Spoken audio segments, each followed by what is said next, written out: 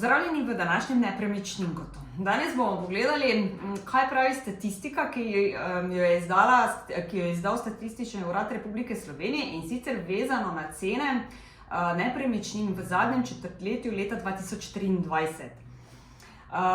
Letna rast cen stanovanjskih nepremičnin je bila lani za 6,8% višja, kar je bilo najmanj sicer kot leta 2021, ko se je zaznalo najvišje višanje cen v zadnjih letih, in sicer takrat za skoraj 16%.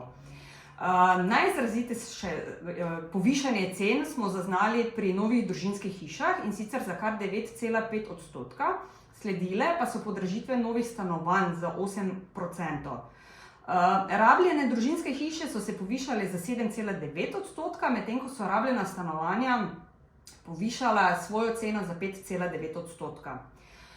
Rabljene stanovanjske nepremičnine, v to zdaj skupaj vključene, torej so stanovanja in hiše, so se v zadnjem četrtletju sicer v primerjavi z predhodnim povišale za 2,3%. Posamično, če pa bi pogledali, pa so se cene rabljenih stanovanj zvišale za 3,6%, medtem ko družinske hiše pa za samo 0,2%. Največje povišanje cen je ponovno v Ljubljani, sledile so podražitve sicer skupaj za celo Slovenijo, medtem ko je v Mariboru sledilo povišanje za 2,9%. Nove stanovanjske nepremičnine so se na tej zadnji četrtletni ravni podražile že tretjič zapored, tokrat za skupaj 3%.